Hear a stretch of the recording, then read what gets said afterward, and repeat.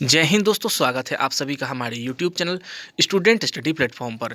दोस्तों, Bihar SSC inter स्तरीय मुख्य परीक्षा में अब मात्र 10 दिन बचे हैं। तो दोस्तों, कैसी चल रही है आप सबकी तैयारी, इसको परखने के लिए मैंने आज साइंस के 50 सवालों का आज सेट लेकर के आया हूं। तो दोस्तों, आपको इन 50 सवालों में आपको कम से कम 40 सवाल को सही करने हैं। तो शुरुआत करते हैं आज का पहला सवाल। और साथ ही दोस्तों, मैं बता दूं कि वीडियो को देखने से पहले अगर आप हमारे चैनल पर नए हैं तो हमारे चैनल को सब्सक्राइब कीजिएगा, साथ में बेल आइकन दबाना नहीं भूलिएगा दोस्तों। तो शुरुआत करते हैं आज का पहला सवाल। दोस्तों, हमारा पहला सवाल है, बीमा एमएलटी किसके अनुरूप है? चार ऑप्शन है यहाँ पर, गति, बल, ऊर्जा और विनियम। तो दोस्तों, इसको सही उत्तर बताना है आप सभी को, और इसका सही उत्तर हो जाएगा आप सभी के सामने यहाँ पर। इसका सही उत्तर हो जाएगा ऑप्शन नंबर बी, बल। इसके बाद दूसरा सवाल है दोस्तों, थर्म किसका यूनिट है? चार ऑप्शन है यहाँ पर, ऊष्मा का, ऊर्जा का, द्रव का और गति का। तो इसका सही उत्तर हो जाएगा यहाँ पर ऑप्शन नंबर ए, ऊष्मा का। थर्म जो है ऊष्मा का यूनिट है। उसके बाद है तीसरा सवाल दोस्तों, तरल पदार्थ का घनत्व कम करने पर उस पर क्या प्रभाव पड़ता है? ऑप्शन ए, तेज हो जाता है, ऊर्जा कम हो जाती है, कम हो जाता है या दूरी बढ़ जाती है। इसका सही उत्तर हो जाएगा दोस्तों ऑप्शन नंबर सी, कम हो जाता है। इसके बाद चौथा सवाल है दोस्तों, प्रकाश वर्ष किसका मात्रक होता है? चार ऑप्शन से यहाँ पे, दूरी का, गति का, ऊर्जा का या द्रव का। तो ये काफ़ी आसान सा सवाल है दोस्तों, और इसका सही उत्तर हो जाएगा प्रकाश वर्ष जो है दूरी का मात्रक होता है। पांचवा सवाल है दोस्तों, टेस्ला यूनिट किस क्षेत्र में संबंधित है? और इसका सही उत्तर यहाँ पर देखिए, पहले आप यहाँ ऑप्शन देख लीजिए। यहाँ पर चुंबकीय क्षेत्र से, द्रव्यमान गति से, ऊष्मा से। इन चार ऑप्शंस में यहाँ पर सही उत्तर हो जाएगा इसका ऑप्शन नंबर ए, टेस्ला जो है चुंबकीय क्षेत्र से संबंधित है। छठा सवाल है दोस्तों, विद्युत चालकता की यूनिट क्या है? पहला ऑप्शन महो, दूसरा ऑप्शन मिनट, तीसरा ऑप्शन है आपका गति और चौथा ऑप्शन आयाम। और इसका सही उत्तर हो जाएगा दोस्तों ऑप्शन नंबर ए, महो। सातवां सवाल दोस्तों, पिक्नोमीटर नामक उपकरण का प्रयोग किसे मापने के लिए किया जाता है? ऑप्शन नंबर ए, ऊर्जा, ऑप्शन नंबर बी, घनत्व, ऑप्शन नंबर सी, ऊष्मा और ऑप्शन नंबर डी। तो पिक्नोमीटर उपकरण बताना है दोस्तों कि किसको मापने के लिए किया जाता है, और इसका सही उत्तर हो जाएगा यहाँ पर ऑप्शन नंबर बी, घनत्व। घनत्व को मापने के लिए पिक्नोमीटर नाम का उपकरण इस्तेमाल करते हैं। आठवां सवाल है दोस्तों, एम्पियर सेकंड किसका मात्रक है? ऑप्शन नंबर ए, ऊर्जा की मात्रा का, आवेश की मात्रा का, गति की मात्रा का या ऊष्मा की मात्रा का। और यहाँ पे इसका सही उत्तर हो जाएगा आप सभी के लिए यहाँ पर आवेश की मात्रा का। नौवां नंबर सवाल है दोस्तों यहाँ पर, इलेक्ट्रॉन वोल्ट किसका मात्रक है? तो दोस्तों, चार ऑप्शन से यहाँ पर, ऊर्जा का, गति का, ऊष्मा का या द्रव का। इसका सही उत्तर हो जाएगा आप सभी के लिए यहाँ पर ऑप्शन नंबर ए, ऊर्जा का। इलेक्ट्रॉन वोल्ट जो है ऊर्जा का मात्रक है। 10वां सवाल है दोस्तों, क्या कारण है कि मेघाच्छन्न और रात की अपेक्षा निर्मल रात अधिक ठंडी होती है? तो इसका चार ऑप्शन है यहाँ पे दोस्तों, नियत आयाम के कारण, ऑप्शन नंबर विकिरण के कारण, ऑप्शन नंबर सी, ऊष्मा की कमी के कारण, उसके बाद आवेश की कमी होने के कारण। तो दोस्तों, आपको बताना है कि यहाँ पर जो मेघ वाली रात होते हैं उनकी अपेक्षा जो साफ रातें होती हैं, यानी कि स्वच्छ मौसम रहता है, तो वो रातें काफ़ी ठंडी होती हैं। तो वो बताना है क्यों ऐसा होता है। तो इसका सही उत्तर हो जाएगा यहाँ पर ऑप्शन नंबर बी, विकिरण के कारण। 11वां सवाल है दोस्तों, द्रव तापमापी की अपेक्षा गैस तापमापी अधिक संवेदी होती है क्योंकि गैस, ऑप्शन है यहाँ पर, द्रव की अपेक्षा अधिक प्रसार करती है, ऑप्शन नंबर बी, द्रव की अपेक्षा कम प्रसार करती है, ऑप्शन नंबर सी, अधिक मात्रा में फैलती है और ऑप्शन नंबर डी, कम मात्रा में फैलती है। तो दोस्तों, यहाँ पर बताना है कि गैस को क्या होता है यहाँ पर। तो गैस का जो होता है, गैस द्रव की अपेक्षा अधिक प्रसार करती है। ऑप्शन नंबर ए आपका यहाँ पर सही आंसर हो जाएगा। यहाँ पर 13वां सवाल दोस्तों, ऑटोमोबाइलों में हाइड्रोलिक ब्रेकों के कार्यकरण कौन सा नियम लागू होता है? तो आपको बताना है दोस्तों, हाइड्रोलिक ब्रेक जो होते हैं उसमें कौन सा नियम लागू होता है। चार ऑप्शन है यहाँ पे, ऊष्मा का नियम, पास्कल का नियम, आवेश का नियम या गति का नियम। और यहाँ पर सही उत्तर हो जाएगा दोस्तों यहाँ पर पास्कल का नियम, ऑप्शन नंबर बी, पास्कल का नियम। 14वां सवाल है दोस्तों, बस में ड्राइवर के पास लगा दर्पण होता है।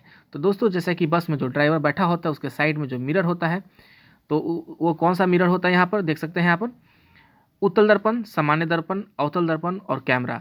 इन चार ऑप्शन में यहाँ पर सही उत्तर हो जाएगा उत्तल दर्पण। क्वेश्चन नंबर 15 है दोस्तों, हीरे का चमक का क्या कारण है? तो हीरे का चमकने का क्या कारण है दोस्तों? चार ऑप्शन है यहाँ पे, प्रकाश का बाहरी परावर्तन, प्रकाश का आंतरिक परावर्तन, बहुलित आंतरिक परावर्तन और बहुलित बाहरी परावर्तन। 4 ऑप्शंस में ये काफ़ी आसान सा सवाल है दोस्तों, और यहाँ पे ऑप्शन नंबर बी प्रकाश का आंतरिक परावर्तन यहाँ पर सही उत्तर हो जाएगा। इसके बाद है आपका 16वां नंबर सवाल, श्वेत प्रकाश को भिन्न भिन्न रंगों में विभक्त करने के लिए किसका प्रयोग किया जाता है।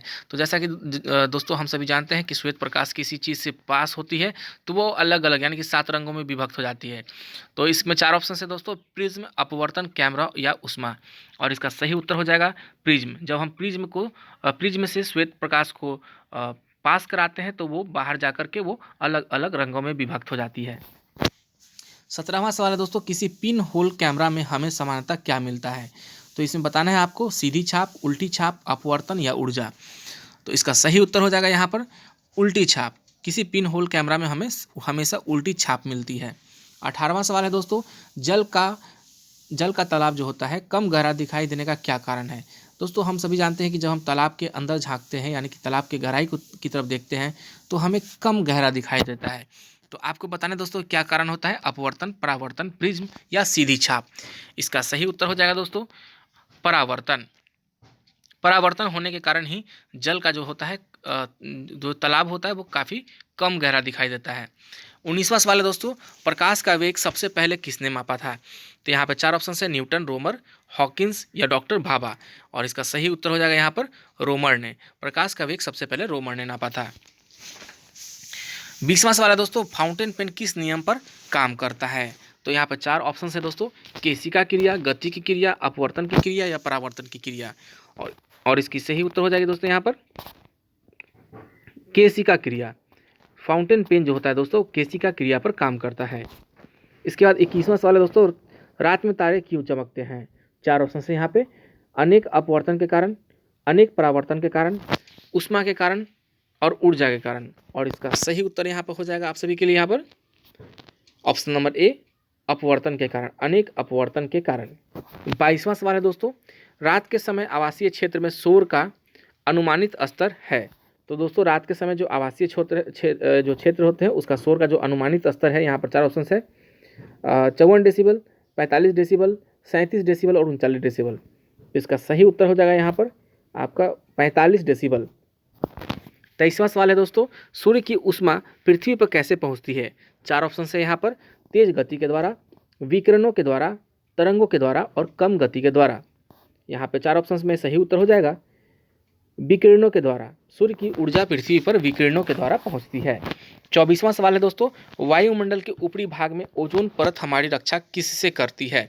तो दोस्तों यहाँ पे ओजोन परत जो होती है वो किससे रक्षा करती है हमें।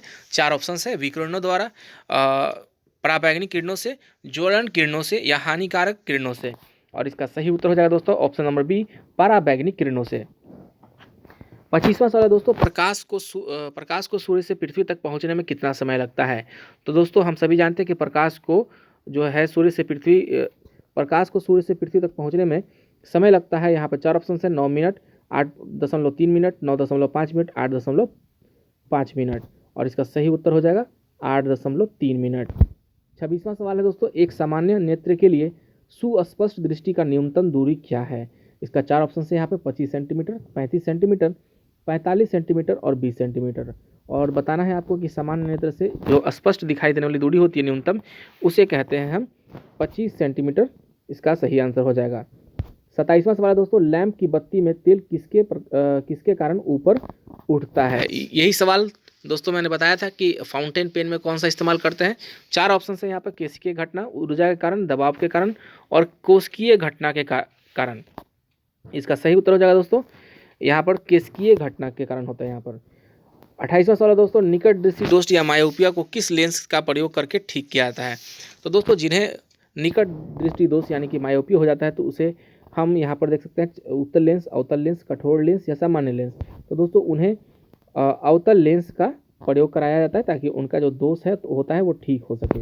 उसके बाद 29वां नंबर सवाल है दोस्तों, मायोपिया का दूसरा नाम क्या है। 4 ऑप्शन है, दूरदृष्टि, समीप दृष्टि, नेत्रिका और नेत्र दोष, और इसका सही उत्तर हो जाएगा समीप दृष्टि दोष यानी निकट दृष्टि दोष मायोपिया का दूसरा नाम है। 30वां सवाल है दोस्तों, वह कौन सा प्रकाशीय उपकरण है जिसके माध्यम से दूर की वस्तुओं को नज़दीक देखा जाता है। उसके यहाँ पर 4 ऑप्शन है, उत्तल लेंस, दूरबीन, अवतल लेंस या नेत्रिका, और इसका सही उत्तर हो जाएगा आप सभी के लिए यहाँ पर ऑप्शन नंबर बी दूरबीन। दूरबीन के माध्यम से हम दूर की वस्तुओं को नज़दीक देख सकते हैं। अब दोस्तों यहाँ से 31वां नंबर सवाल से अब आपके लिए बायोलॉजी के सवाल यहाँ से देखने को मिलेंगे। और दोस्तों यहाँ पर सवाल है पहला, शरीर की सबसे बड़ी ग्रंथि कौन सी है? 4 ऑप्शन है यहाँ पे, लार ग्रंथि, थायराइड ग्रंथि, यकृत या आमाशय। 4 ऑप्शंस में आपका सही उत्तर हो जाएगा यहाँ पर ऑप्शन नंबर सी यकृत। 32वां सवाल है दोस्तों, मनुष्य में मादा जनन अंग से किस हार्मोन का स्राव होता है? तो दोस्तों यहाँ बताना है कि मादा जनन अंग से किस हार्मोन का स्राव होता है। तो 4 ऑप्शन है, एस्ट्रोजन, प्रोजेस्टेरोन, रिलैक्सिन या सभी सत्य हैं। तो दोस्तों यहाँ पे बताना है आप सभी को, और इसका सही उत्तर हो जाएगा ऑप्शन नंबर सी रिलैक्सिन। मनुष्य में ऐच्छिक गतियों का नियंत्रण किसके द्वारा होता है? दोस्तों बताना है कि मनुष्य की जो इच्छाएं होती हैं उनका नियंत्रण किसके द्वारा होता है? सेरिब्रम, थायराइड, सेरिबेलम, इनमें से कोई नहीं। और इसका सही उत्तर हो जाएगा आप सभी के लिए यहाँ पर सेरिब्रम। 34वां सवाल है दोस्तों, शरीर का तापमान कहाँ नियंत्रित होता है? तो दोस्तों आपको बताना है यहाँ पर शरीर का तापमान कहाँ पे नियंत्रित होता है? Spinal cord, cerebellum, hypothalamus, pituitary. और इसका यहाँ सही उत्तर हो जाएगा हाइपोथैलेमस। 35वां सवाल है दोस्तों, अमीबा में भोजन का अंतर्ग्रहण किसके द्वारा होता है? तो अमीबा में भोजन का जो अंतर्ग्रहण होता है किसके द्वारा होता है? यहाँ पर 4 ऑप्शन हैं, कूटपाद, कोशिका, मुंह, सीलिया या गुदाद्वार। और यहाँ पे सही उत्तर हो जाएगा दोस्तों ऑप्शन नंबर ए कूटपाद। 36वां सवाल है दोस्तों, निम्नलिखित में कौन सा एंजाइम लार में पाया जाता है? काफ़ी आसान सवाल है दोस्तों, पेप्सिन, ट्रिप्सिन, टाइलिन और काइमोट्रिप्सिन। और इसका सही उत्तर हो जाएगा ऑप्शन नंबर सी टाइलिन। तो यहाँ पर बताना है दोस्तों, बताना था कि एंजाइम लार में कौन सा एंजाइम लार में पाया जाता है कि आपके जो क्या बोलते हैं उसको, लार जो होते हैं उसमें कौन सा एंजाइम होता है? वो टाइलिन होता है। इसके बाद 37वां सवाल है, वह प्रक्रिया जिसके द्वारा मनुष्य श्वास ग्रहण करता है तथा छोड़ता है वह क्या कहलाता है? 4 ऑप्शन से यहाँ पे, श्वसन, श्वासोच्छवास या प्रश्वास निश्वसन। और इसका सही उत्तर हो जाएगा दोस्तों श्वासोच्छवास। यहाँ पे देख सकते हैं ऑप्शन नंबर बी इसका सही है। 38वां सवाल है दोस्तों, ऊर्जा उत्पादन के लिए कोशिका प्रायः किसका उपयोग करती है? 4 ऑप्शन है यहाँ पर, अमीनो अम्ल, ग्लूकोज, वसा अम्ल, सुक्रोज। और सही उत्तर हो जाएगा यहाँ पर ग्लूकोज। 39वां सवाल है दोस्तों, किस अभिक्रिया द्वारा पौधे में ऑक्सीजन बाहरी वातावरण से कोशिकाओं में पहुंचता है? 4 ऑप्शन है, किण्वन, विसरण, दहन या प्रकाश संश्लेषण। 4 ऑप्शन में आपका सही उत्तर हो जाएगा दोस्तों ऑप्शन नंबर बी विसरण। 40वां सवाल है दोस्तों, श्वसन की अभिक्रिया में खाद्य पदार्थों की परिणति क्या होती है? 4 ऑप्शन है यहाँ पर, विघटन, दहन, परिवर्तन, संश्लेषण। और इसका सही उत्तर हो जाएगा विघटन। 41वां सवाल है दोस्तों, खाद्य पदार्थों का पौधे में स्थानांतरण का मुख्य रूप कौन सा है? यहाँ पर 4 ऑप्शन है, ग्लूकोज, स्टार्च, सुक्रोज या प्रोटीन। और इसका सही उत्तर हो जाएगा आप सभी के लिए यहाँ पर ऑप्शन नंबर सी सुक्रोज। 42वां नंबर सवाल है दोस्तों, एक स्वस्थ मनुष्य का रक्तचाप होता है? काफ़ी आसान सा सवाल है, 90/60, 120/80, 200/130, 140/160। और यहाँ पे इसका सही उत्तर हो जाएगा ऑप्शन नंबर बी 120/80। यहाँ पे ऑप्शन नंबर बी 120/80। 43वां सवाल है दोस्तों, मनुष्य के मस्तिष्क की सबसे बाहरी झिल्ली क्या होती है? 4 ऑप्शन है यहाँ पे, पियामीटर, मीटर, ड्यूरामीटर और एरेक्नोइड। और इसका सही उत्तर हो जाएगा ऑप्शन नंबर सी ड्यूरामीटर। 44वां सवाल है दोस्तों, मनुष्य के सूंघने की क्षमता को नियंत्रित करता है? 4 ऑप्शन है यहाँ पर, ऑप्टिक पाली, घ्राणेंद्रिय पाली, सेरिब्रम, इनमें से कोई नहीं। और इसका सही उत्तर हो जाएगा यहाँ पर ऑप्शन नंबर बी घ्राणेंद्रिय पाली, यानी कि मनुष्य के सूंघने की क्षमता को नियंत्रित करता है घ्राणेंद्रिय पाली। 45वां सवाल है दोस्तों, मनुष्य में बुद्धि एवं चतुराई का केंद्र है? Option number A cerebellum, option number B hypothalamus, option number C cerebrum, option number D spinal cord. तो दोस्तों मनुष्य में बुद्धि एवं चतुराई का केंद्र जो होता है वो होता है ऑप्शन नंबर सी सेरिब्रम। 46वां नंबर सवाल है दोस्तों, रक्त में ग्लूकोज की मात्रा नियंत्रित रहता है? तो यहाँ पे 4 ऑप्शन हैं, ऑप्शन नंबर ए है, सोमैटोस्टेनिन के कारण, ग्लूकागन के कारण, गैस्ट्रिन के कारण या इंसुलिन के कारण। तो दोस्तों काफ़ी आसान सवाल है, इंसुलिन के कारण यहाँ रक्त में ग्लूकोज की मात्रा जो होती है नियंत्रित होती है। 47वां नंबर यहाँ पर सवाल है दोस्तों, ऑक्सीजन है, ऑक्सीजन क्या है? वसा है, कार्बोहाइड्रेट है, एंजाइम है या हार्मोन है? 4 ऑप्शन में यहाँ पर सही उत्तर हो जाएगा दोस्तों ऑक्सीजन जो है एक तरह का एंजाइम है। 48वां नंबर सवाल दोस्तों, जैव प्रक्रम के अंतर्गत कौन आता है? पोषण, उत्सर्जन, श्वसन या सभी। और इसका सही उत्तर हो जाएगा ऑप्शन नंबर डी, सभी। पोषण भी आता है, उत्सर्जन भी यहाँ पे हो जाएगा और श्वसन भी हो जाएगा। 49 नंबर का सवाल है दोस्तों, गोबर छत्ता किसके अंतर्गत आता है? परजीवी, स्वपोषी, मृतजीवी या परासरणी? इसका उत्तर हो जाएगा आप सभी के लिए ऑप्शन नंबर सी, मृतजीवी। और आज का आखिरी सवाल है दोस्तों, वायुमंडल में सामान्यतः CO2 पाया जाता है। तो आपको बताना है कि हमारे जो एटमॉस्फेयर है उसमें कार्बन डाइऑक्साइड कितना % पाया जाता है। काफ़ी आसान सा सवाल है दोस्तों। और इसका सही उत्तर हो जाएगा ऑप्शन नंबर डी, 0.03%। तो दोस्तों आज का सेशन आपको कैसा लगा आप हमें ज़रूर बताइएगा। और साथ ही मैं बता दूं दोस्तों कि हम अपने चैनल पर प्रीवियस ईयर सवाल को लेकर के आ रहे हैं, जिससे कि आपकी तैयारी का पता चल सके और आपकी तैयारी जो है उसमें धार आ सके।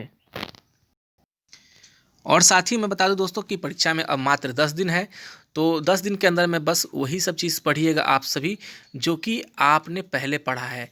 कोई नई चीज़ को पढ़ने के चक्कर में आप पुरानी चीज़ें नहीं भूलने की कोशिश करना है। और जितना हो सकता है जो पढ़ा हुआ है उसको रिवाइज़ कीजिए, ताकि आपका पूरा जो पुराना चीज़ पढ़ा है वो रिवाइज हो सके। अगर आप नया चीज़ पढ़ने जाएंगे तो आपका जो पुराना चीज़ है वो भी भूल जाएंगे। तो दोस्तों आप सभी तैयारी में लगे रहिए। और साथ ही 10 दिन बचे हैं और डेली आप सभी कम से कम एक सेट ज़रूर लगाएं।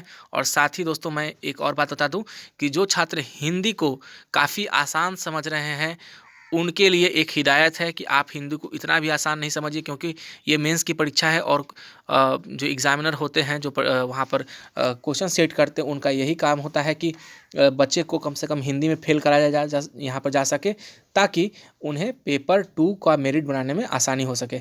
तो छात्र कभी कभी क्या होता है कि ओवर कॉन्फिडेंस में यहाँ पर हिंदी की परीक्षा में भी फेल हो जाते हैं। तो दोस्तों कृपया करके आप सभी प्रतिदिन एक हिंदी का सेट लगाइएगा। यहाँ पर कम से कम आप जो है वर्तनी सुधार, समास और उपसर्ग प्रत्यय, तत्सम तद्भव, इन सब चीज़ों का प्रैक्टिस जरूर कीजिएगा। तो दोस्तों आज के लिए आप सभी के लिए इतना ही। आप सभी का बहुत बहुत धन्यवाद।